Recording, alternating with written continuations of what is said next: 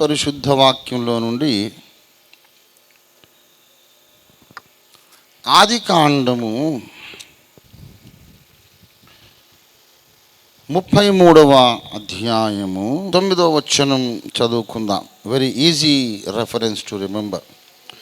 33:9 3:9 అవుతుంది కదా, చదువుకుందాం. నేనే చదువుతాం, మైక్ ఇక్కడ ఉంది కాబట్టి అందరికీ వినబడుతుంది. అప్పుడు ఏశావు, సహోదరుడా, నాకు కావలసినంత ఉన్నది, నీది నీవే ఉంచుకోమని చెప్పెను.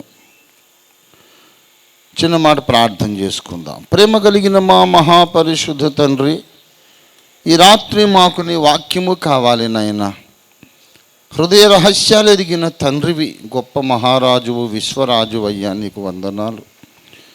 మీ ముందు ఎక్కువ మాట్లాడలేవు, అన్నీ తెలిసిన నీకు ఏమని చెప్పగలం ప్రభువా. మా బలహీనతలు నీకు తెలుసు, మా హృదయ వాంఛలు నీకు తెలుసు, మాలో ఎవరము ఎలాంటి వారమో నీకు తెలుసు, ఎవరు ఎటువంటి మనస్తత్వంతో కూర్చున్నామో నీకు తెలుసు, ఎవరికి ఏ దీవెన కావాలో నీకు తెలుసు. మేమందరము నీ కరుణాపీఠము దగ్గరికి వస్తున్నాం. మాకు సమయోచిత సహాయము కొరకు కృప కుమ్మరించండి ప్రభువా. మాలో ఎవరికి ఏ కృప కావాలో, ఏ సహాయం కావాలో అట్టి సమయోచిత సహాయాన్ని మాకందరికీ ఇప్పుడు వాక్య పరిచయం జరుగుచుండగానే అనుగ్రహించమని వేడుకుంటున్నాం. కొందరికి మాలో స్వస్థత కావాలి, కొందరికి ఆత్మీయ పునరుజ్జీవనం కావాలి, కొందరికి గద్దింపు కావాలి, కొందరికి ఆదరణ కావాలి. అయ్యా, నీకు తెలుసు, గొప్ప దేవుడు ప్రభువా. నీకేమీ మేము ఎక్కువ చెప్పాల్సిన అవసరం లేదయ్యా. ఏ మనుషుని గూర్చి ఎవడును దేవునికి సాక్ష్యం ఇవ్వనక్కర్లేదన్నావు, నీకు వందనాలు. మమ్మల్ని కటాక్షించండి. నీ దీనదాసుడు ఇప్పుడు నీ పక్షంగా మాట్లాడబోతుండగా మీ దాసుని నీ శిల్వ రక్తంతో బాగా కడిగి శుద్ధీకరించి, నీ దాసుని అపరాధములన్నీ మన్నించి, నీ కృపతో క్షమించి, నీ నీతి వస్త్రం మీ దాసునిపై కప్పి, మీ దాసుని నోట నీ మాటలుంచి, మీ దాసుని తల మీద నీ పరలోక మందిరములో గర్భాలయములో ఉన్న సువర్ణ తైలముతో అభిషేకించి, కంఠములో స్వరంలో సంభాషణ చేయడంలో ఉన్నటువంటి ఇబ్బందిని తొలగించి, మీ రక్తమును పోసి ఆ ఇరిటేషన్, ఇన్ఫెక్షన్ అంతా కడిగి పారవేయండి ప్రభువా, తుడిచివేయండి. సుమధుర అభిషిక్త గళము నీ దాసునికి ఇప్పుడు వరముగా ఒక అద్భుత క్రియగా మీరు దయచేయండి తండ్రి. వినుచున్న మా అందరితోనూ మాట్లాడండి, నాతో మాట్లాడండి, అందరితోనూ మాట్లాడండి ప్రభువా. మేము నడుచుకోవాల్సిన మార్గం మాకు ఉపదేశించమని యేసయ్య నామంలో స్తుతించి ప్రార్థిస్తున్నాము తండ్రి. ఆమేన్, ఆమేన్, ఆమేన్. ప్రభునందు నాకు అత్యంత ప్రియులారా, యాకోబు ఏశావులు కొన్ని ఏండ్ల ఎడబాటు తర్వాత కలుసుకున్నారు. కొన్ని ఏండ్ల తరబడి వాళ్లకు భౌతికంగా ఎడబాటు మాత్రమే కాదు, మానసికంగా కూడా చాలా ఎడబాటుగా ఉన్నారు. అన్నదమ్ములు అనే అభిమానము, ఆప్యాయతలు లేకుండా, పలకరింపులు లేకుండా, అసలు వాడు బ్రతికాడు, ఉన్నాడో చచ్చాడో నాకు తెలియదు అన్న పరిస్థితిలో ఏశావు ఉన్నాడు. నన్ను పట్టించుకోకుండా వదిలేశాడు, నాకు అదే 10,000 బ్రతుకు జీవుడా అని యాకోబు సంతోషించి మామగారింట్లో తలదాచుకున్నాడు. అన్నయ్యకు దొరికితే చంపేస్తాడేమోననే భయం ఉన్నది. యాకోబు అలాగూ భయపడుతూ మామగారింట్లో దాక్కున్నాడు. ఏండ్లు గడిచిపోయినాయి. యవనస్తులుగా ఉన్నప్పుడు విడిపోయారు. నా తండ్రిని గూర్చిన దుఃఖ దినాలు సమీపంగా ఉన్నాయి కదా. అంటే ఇస్సాకు, మా నాన్నగారు చచ్చిపోతాడు, అప్పుడు వీడిని చంపేస్తానన్నాడు ఏశావు. ఆ సంగతి రిబ్కమ్మకు వినబడి యాకోబును తన అన్నయ్య అయిన లాబానింటికి పారిపోమ్మని చెప్పింది, పంపించేసింది. ఎన్నో ఏండ్లైన తర్వాత ఇప్పుడు కలుసుకుంటున్నారు. పెళ్ళిళ్ళు అయిపోయినాయి, తండ్రులు అయ్యారు, కుటుంబాలు పెరిగిపోయినాయి. మళ్ళీ యాకోబు తన తండ్రి గారి దేశానికి స్వదేశానికి వచ్చేస్తూ ఉంటుండగా ఎదురుగుండా ఏశావు వచ్చాడు. వందలాది మంది సైనికులతో వస్తున్నాడు, ఖడ్గధారులతో వస్తున్నాడు. యాకోబు భయపడిపోయాడు. అన్నయ్య తప్పకుండా నన్ను ఊచకోత కోయడానికే వస్తున్నాడు అని భయపడ్డాడు. మీకు తెలిసిన కథే చెబుతున్నాను. మీలో చాలామంది ఆశ్చర్యపోతూ ఉండవచ్చు, అసలు ఏ అధ్యాయం చదివించాడో ఈ పెద్ద మనిషికి ఏమైనా జ్ఞాపకం ఉందా? ధ్యానాంశం కొరకు ప్రకటన 2 చదివించాడు. ప్రసంగం ఎత్తుకునేమో ఆదికాండం అంటాడు. కొంచెం రొంపతో పాటు దగ్గుతో పాటు కాస్త మతిమరుపు కూడా వచ్చేసినట్టుంది మనిషికి అని అనుకోవచ్చు ఒకవేళ. కానీ బైబిల్లో సొరంగాలు ఉంటాయి. ఇక్కడ నుంచి ఆ ప్రకటనలోకి వెళ్తాం, మీరేం కంగారు పడవద్దు. క్లుప్త ప్రసంగమే ఇక్కడ నుంచి అక్కడికి వెళ్ళి ముగించుకుందాం. So just follow the thought line. ప్రకటనకు ఏశావు సంబంధం ఏంటి బాబు? అక్కడ అసలు ఉందా ప్రకటనలో ఏశావు మాట ఉందా?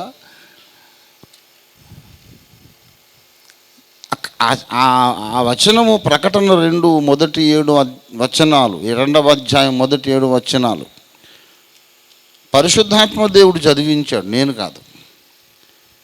ఎందుకు చదివించాడో విందాం, ఆయన ఏం చెబుతారో వినడానికి ఇష్టపడదాం. దేవదాసయ్య గారు బైబిల్ మిషన్ స్థాపకులు మంచి ప్రార్థన చేశారు. The most powerful prayers are the simplest prayers.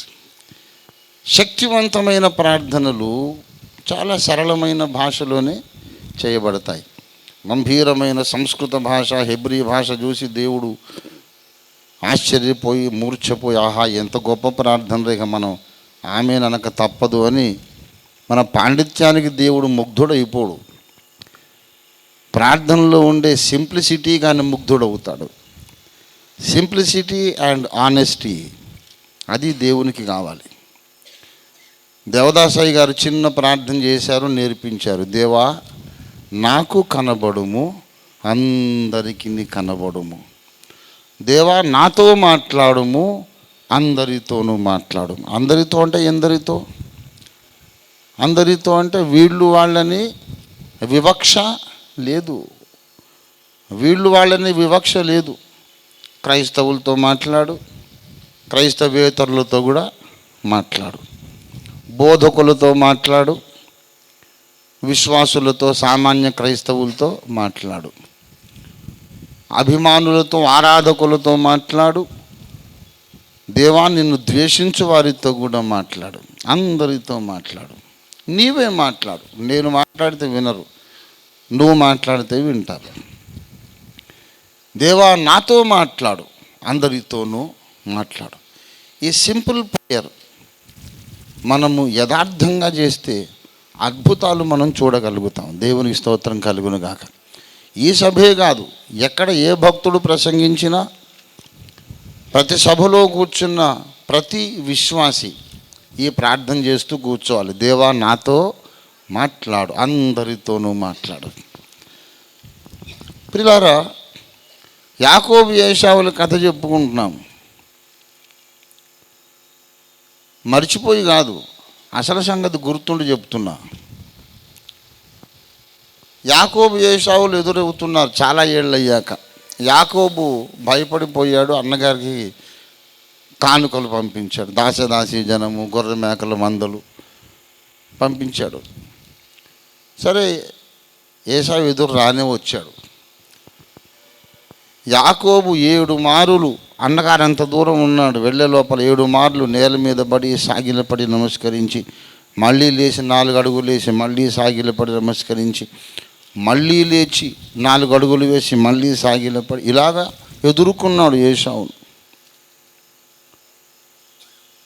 ఏశావు పరిగెత్తుకొచ్చి యాకోబు మీద పడి ముద్దు పెట్టుకున్నాడు, ఏడ్చాడు. తమ్ముడా ఎన్ని రోజులు అయిపోయిందని నిన్ను చూసి. ఏశావు ఒకప్పుడు చంపుదాం అనుకున్నాడు, చంపుతాడేమోనని యాకోబు ఆ పాత తప్పు ఆయన మనస్సాక్షికి తెలుసు కదా ఏం చేశాడు. ఆ పాత గిల్ట్ అనేది ఇంకా మోస్తున్నాడు. ఆ ప్రమాదం ఇంకా అతన్ని పొంచి ఉందని అతని మనసాక్షి చెబుతోంది. కానీ ఏశావు అది మైండ్లో మనసులో లేదు. కావాలంటే అడ్డంగా నరికేస్తాడు. యుద్ధవీరుడు మొదటి నుండి విలుకాడు. యాకోబు ఆగుతాడు. యాకోబు కాపరి, సాత్వికుడు, ఆయుధం పట్టినవాడు కాదు ఎప్పుడు కూడా. యాకోబు, అతని భార్యలు, పిల్లలు, దాసదాసి జనం మొత్తం కైమా అయిపోతారు ఏశావు తలుచుకుంటే. ఆ పాత పగ ఏశావు మనసులో లేదు. ఏం చేస్తున్నాడో చూడండి, ఎంత విచిత్రము. 4వ వచనం, అప్పుడు ఏశావు అతన్ని ఎదుర్కొన పరుగెత్తి ఆదికాండం 33:4. అప్పుడు ఏశావు అతని ఎదుర్కొన పరుగెత్తి అతన్ని కౌగలించుకొని అతని మెడ మీద పడి ముద్దు పెట్టుకొనెను. వారిద్దరూ కన్నీరు విడిచిరి. దేవుని బిడ్డలారా, యాకోబు తప్పు చేసిన వాడు కదా, ప్రభువా అని పిలుస్తున్నాడు. అన్నయ్య అనేది పోయింది.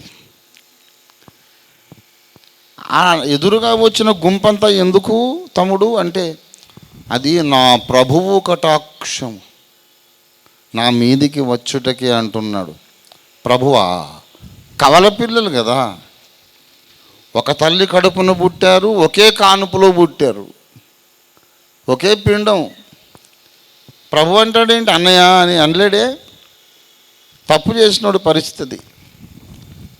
ఎందుకు తమ్ముడు అంటున్నాడు. నార్మల్గా ఏశావు మాట్లాడుతుంటే నా ప్రభువా, నా ప్రభువు కటాక్షము నా మీదికి రావాలి అంటున్నాడు. దేవుని బిడ్డలారా, ఆ సందర్భంగా ఏశావు చెప్పినటువంటి మాట ఏంటంటే, నా సహోదరుడా నీది నీవే ఉంచుకొనుము, నాకు కావలసినంత ఉన్నది. అందరూ చెప్పండి, ఎంత ఉన్నదట ఈయనకి? కావలసినంత అనే మాటకు అర్థం ఏంటో. కావలసినంత అంటే అర్థం ఏంటి? ఇంత ఉండాలి నాకు అని ఒక మానవుడు ఎంత ఆశ పెట్టుకుంటాడో అంత ఉంది. అంత ఆశీర్వదింపబడ్డాడు ఏశావు. అది నా పాయింట్. నేను మిమ్మల్ని అడుగుతున్నాను, ఏశావు ఆశీర్వదింపబడినాడా లేదా? మరి గొడవ ఏంటి అని అడుగుతున్నాను నేను ఇక్కడ. యాకోబు ఏశావుకు రావలసిన దీవెన దొంగిలించి తీసుకుపోయాడు. తీసుకుపోయిన తరువాత ఏశావును దేవుడు ఆశీర్వదించాడా లేదా అనేది ప్రశ్న. ఏమండి, అంతకుముందు ఏశావు అడిగాడు, తండ్రి నన్ను ఆశీర్వదించుము, ఒక్క దీవెనైనా లేదా అన్నాడు. 27వ అధ్యాయము చూడండి దయచేసి. 27వ అధ్యాయము 34. ఏశావు తన తండ్రి మాటలు వినినప్పుడు దుఃఖాక్రాంతుడై పెద్ద కేక వేసి, ఓ నా తండ్రి, నన్నును దీవించుమని తన తండ్రితో చెప్పాను. అప్పుడు ఇస్సాకు, నీ సహోదరుడు కపటోపాయముతో వచ్చి నీకు కావలసిన దీవెన తీసుకుని పోయాను. 38. ఏశావు అన్నాడు, నా తండ్రి, నీ యొద్ద ఒక్క దీవెనయే ఉన్నదా? నా తండ్రి, ఒకటంటే ఒకటైనా లేదా? ఒకటి ఉంటే అదైనా ఇవ్వు నాకు అని అంటే, ఇస్సాకు అంటున్నాడు, నీ నివాసము భూసారము లేక, పైనుండి పడు ఆకాశపు మంచు లేక ఉండును. నువ్వు కత్తి చేత బ్రతుకుదువు, నీ సహోదరునికి దాసుడవగుదువు. నేను మిమ్మల్ని అడుగుతున్నాను, ఇస్సాకు పలికిన మాట ఏంటి? ఏశావు యాకోబుకి ఏం కావాలా? దాసుడు కావాలా? ఇప్పుడు యాకోబు ఏశావుని ఏమని పిలుస్తున్నాడు? ఇప్పుడు ఎవరెవరికి దాసుడో నాకు చెప్పాలి మీరు. ఇప్పుడు నా ప్రభువా అని యాకోబు పిలుస్తుంటే ఏశావు యాకోబుకు దాసుడా? ఏమండి, బైబిల్లో కనబడుచున్న దేవుణ్ణి మనం జాగ్రత్తగా అర్థం చేసుకోవాలి. దేవుడు కూడా చెప్పాడు, ఇస్సాకే కాదు. 27వ అధ్యాయం ఆదికాండం 27, ఇదిగో నా కుమారుని సువాసన యెహోవా దీవించిన చేని సువాసన వలె ఉన్నది. యాకోబును దేవుడు ఆశీర్వదించాడు, ఏశావును దేవుడు ఆశీర్వదించలేదు. అసలు వీళ్ళు పుట్టకముందే దేవుడు రిబ్కాకు చెప్పాడు. 25వ అధ్యాయం 23వ వచనంలో, పెద్దవాడు చిన్నవానికి దాసుడు అగును. 25-23లో. కాబట్టి ఇప్పుడు కొంచెం మనం అలర్ట్గా ఉందాం. యాకోబు యజమాని అవుతాడు, ఏశావు యాకోబుకు దాసుడవుతాడు అని 25వ అధ్యాయములో దేవుడు చెప్పాడు. 27వ అధ్యాయంలో ఇస్సాకు కూడా చెప్పాడు. మరి దేవుడు చెప్పాడు, ఇస్సాకు చెప్పాడు. వాళ్ళు పుట్టకముందే దేవుడు చెప్పాడు, పుట్టి పెరిగిన తర్వాత ఆత్మవశుడు ఇస్సాకు చెప్తున్నాడు.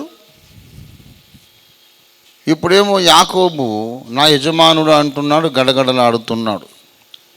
27వ అధ్యాయంలో, తండ్రి నన్ను దీవించు, ఒక్క దీవెనైనా లేదా అని అల్లాడిపోయాడు ఏశావు. కానీ తీరా ఇన్నేళ్ళు అయ్యాక మళ్ళీ ఎదురొచ్చి అంటాడు, నీ గొర్రెలు మేకలు దాసదాసీలు నాకెందుకు రా బాబు, నాకు కావలసినంత ఉంది, నీది నువ్వే తీసుకో, నాకు అక్కర్లేదు, నువ్వు ఇచ్చేది నాకెందుకు బాబు. పెద్ద చెరువులో తెచ్చి వచ్చాము నీళ్లు పోసామనుకో, ఏం డిఫరెన్స్ అవుతుంది ఏమండి? చెరువులో నీళ్ళు పోసినా ఒకటే, తీసినా ఒకటే. అలాగుంది ఏశావు సంగతి. సమృద్ధి, ఒక మహారాజులాగా ఉన్నాడు, 400 మంది సైనికులు, ఆయన సొంత సైన్యం, అది ఒక ప్రైవేట్ ఆర్మీ ఉంది. అబ్రహామును మించిపోయాడు. వెండి బంగారం అంటే లెక్కే లేదు ఆయనకు. రాజులు గడగడలాడుతారు ఏశావు పేరు చెబితే. నాకెందుకు పిచ్చోడు, అవి నాకు ఇచ్చే గొర్రెలు మేకలు నేనెందుకు, నేను ఏం చేసుకోవాలి వాటిని?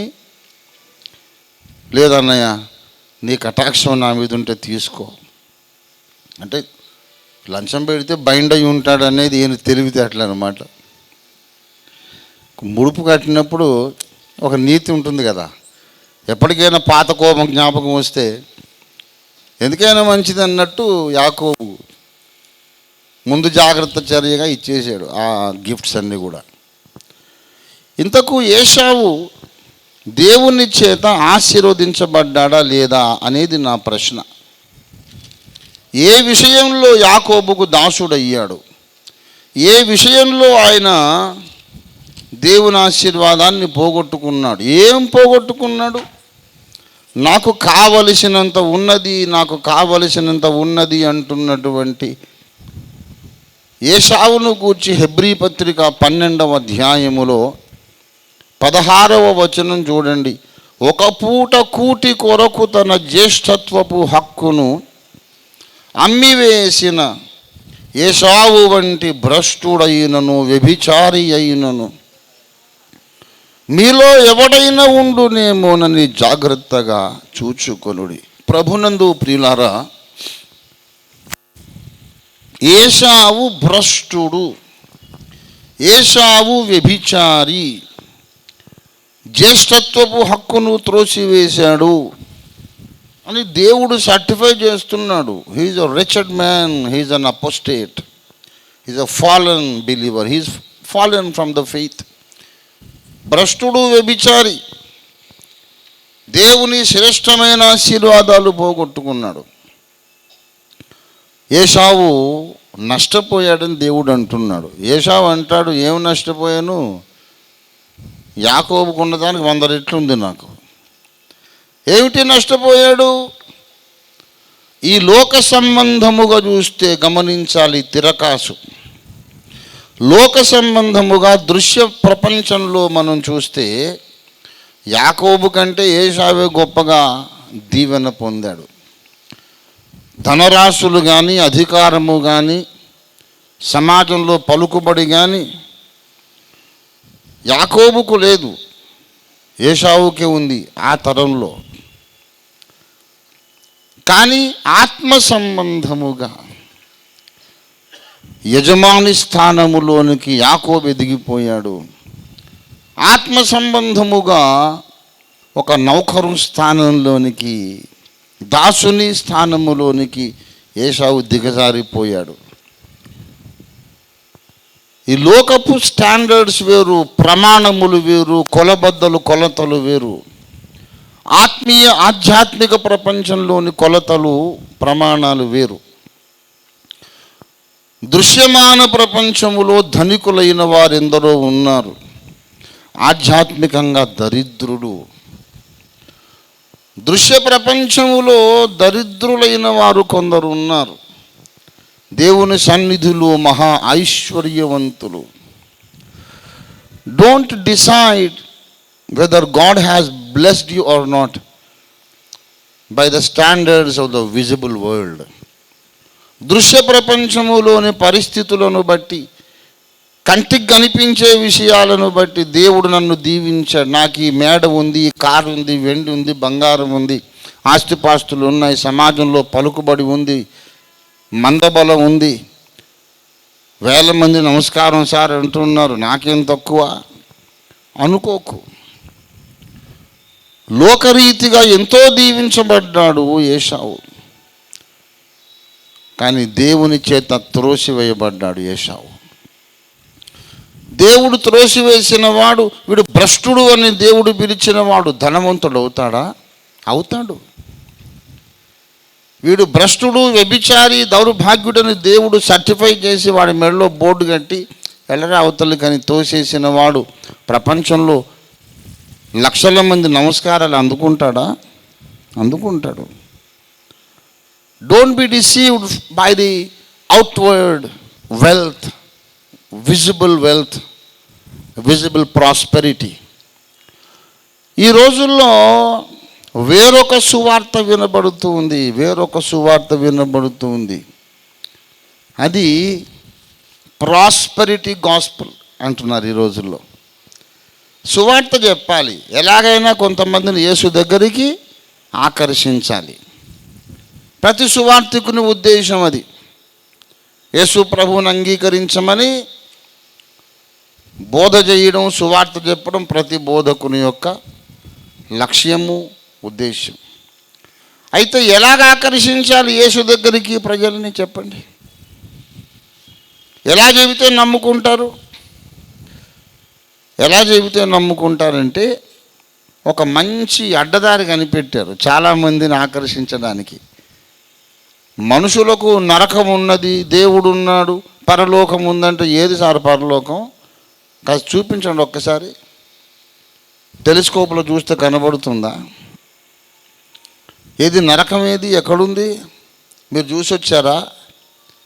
మరి మీరు చూడండి, నాకు చూపించలేంది ఇప్పుడు ఎందుకండి మాట్లాడుకోవడం, టైం వేస్ట్.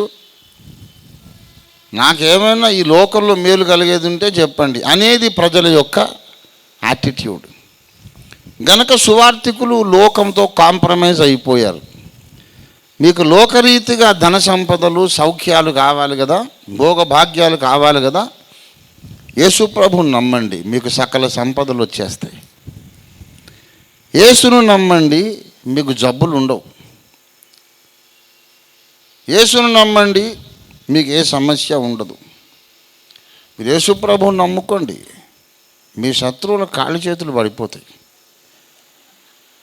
యేసు ప్రభువుని నమ్మండి, వెంటనే మీ ఇంట్లో లంకె బిందెలు దొరికిపోతాయి. మీరు భిక్షాధికారి కావచ్చు, యేసుని అంగీకరిస్తే వెంటనే లక్షాధికారి అయిపోతారు. సర్వరోగ నివారిణి, నీకేం కావాలో దేవుడు ఇచ్చేస్తాడు వెంటనే. దేవుడు నిన్ను తలగా చెయ్యును కానీ తోకగా చేయడు. అంటే మీరు మీ పిల్లలు మొత్తం ఆఫీసర్లు అయిపోతారు, ధనవంతులు అయిపోతారు, ఐశ్వర్యవంతులు అయిపోతారు. మీరు అసలు కూలోళ్ళు ఉండనే ఉండరు, పేదలు ఉండనే ఉండరు, గుడిసెలనే ఉండవు, అందరికీ పక్కా ఇళ్ళే. ఒక్కొడికి ఇంటి నిండా బంగారం, మొయ్యలేనంత కిలోల కొద్ది బంగారం. యేసును అంగీకరించండి, మీ అప్పులన్నీ తొలగిపోను. యేసును అంగీకరించండి, మీ జబ్బులు తొలగిపోను. యేసును అంగీకరించండి, మొత్తం మీ సమస్యలన్నీ పోతాయి. ఇది ప్రాస్పరిటీ గాస్పల్. మళ్ళీ దానికి సాక్ష్యాలు, నేను వీళ్ళ దగ్గరకు వచ్చినప్పటి నుంచి నాకు ఇంట్లో బోల్డ్ డబ్బులు ఉంటున్నాయని ఒక సాక్ష్యం. వీళ్ళ సంఘానికి వచ్చినప్పటి నుండి నాకు అసలు ఏ జబ్బు లేదని ఒక సాక్ష్యం. ఇలా చెప్పి ఆకర్షించాలని చూస్తున్నారు. ప్రియులారా, అవును, ఏ జబ్బు లేకుండా, ఏ అప్పు లేకుండా ఆరోగ్యంగా ఐశ్వర్యవంతుడై ఉండేవాడు ఒక ఏశావై ఉండొచ్చు కదా. Is it not possible? యేసు రెండవసారి వస్తున్నాడు. మనం ఆయన కొరకు యాకోబుల సంఘాన్ని సిద్ధం చేయాలా, ఏశావుల సంఘాన్ని సిద్ధం చేయాలా? దేవుని బిడ్డలారా, ఇది డెడ్లీ సీరియస్ మ్యాటర్. ఇది మనం ఎంతసేపు ముఖస్తుతి మాటలు చెప్పుకోవాలి చెప్పండి. ప్రియులారా, నన్ను చాలామంది ధైర్యవంతుడు అంటారు, అభిషిక్తుడు అంటారు, ఏదేదో అంటారు. నాకేం తెలియదండి. 2 2 4 అని చెప్పడం ఒకటే తెలుసు, నాకు ఇంకోటి రాదు. బైబిల్లో ఉన్నట్టు మాట్లాడుతున్నాను. కొడతారా కొట్టనియండి, చంపుతారా చంపనియండి. వాడు చంపుతాడు కాబట్టి 2 2 9 అంటావేంటి? వాడు వచ్చి కొడతా ఉంటే సార్ కొట్టకు సార్, 2 2 4 అని తెలియక అన్నాను. ఇప్పుడు నీకు ఎంత కావాలో చెప్పి అంతే చెప్తా సార్. 7 8 కొట్టేది మానే ముందు అనే రకం కాదు ఇది. వాడు కొట్టని చంపని ఏమన్నా 2 2 4 అవుతుంది కానీ ఇంకోటి అవ్వదు. ప్రియులారా, ఒక వాస్తవం చెబుతున్నాను. ఏశావు ఈ లోకరీతిగా చూస్తే యాకోబు కన్నా ఉన్నతముగా ఐశ్వర్యము సంపాదించాడు, కానీ దేవుని ప్రణాళిక నుండి తప్పిపోయాడు.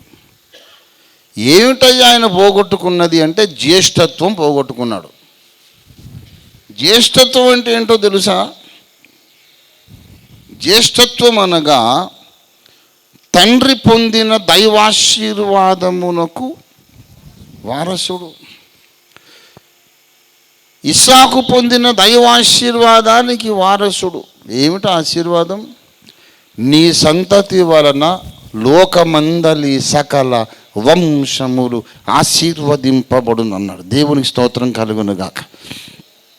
That is the blessing which Isaac inherited from Abraham.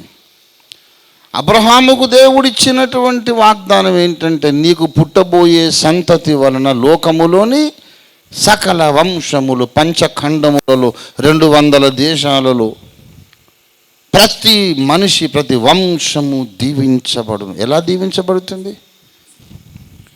నీకు పుట్టబోయే సంతతిలో నుండి లోక రక్షకుడు ఉద్భవిస్తాడు. దేవునికి స్తోత్రం కలుగునుగాక. నీకు పుట్టబోయే సంతానములో నుండి బైబిల్ గ్రంథం అనే పరిశుద్ధ లేఖనాలు రచింపబడతాయి. నీకు పుట్టబోయే సంతతిలో నుండి లోకానికి దేవుని గురించిన జ్ఞానము ప్రసారము చేయబడుతుంది. ప్రవాహముగా లోకాన్ని దైవ జ్ఞానం ముంచెత్తుతుంది. ఇక్కడి నుండి అబ్రహాము సంతతి నుండి. అబ్రహాము ఒక సంతానం, అతనికి ఇంకో సంతానం, అతనికి ఇంకో సంతానం. ఆ వంశములో నుండి లోకరక్షకుడు పుడతాడు. ప్రపంచమంతటి కొరకు ఆయన రక్షణ యజ్ఞము జరిగిస్తాడు. మరణించి తిరిగి లేస్తాడు. మానవులందరినీ విమోచిస్తారు. మరిన్ని వివరములకు మమ్మల్ని సంప్రదించండి.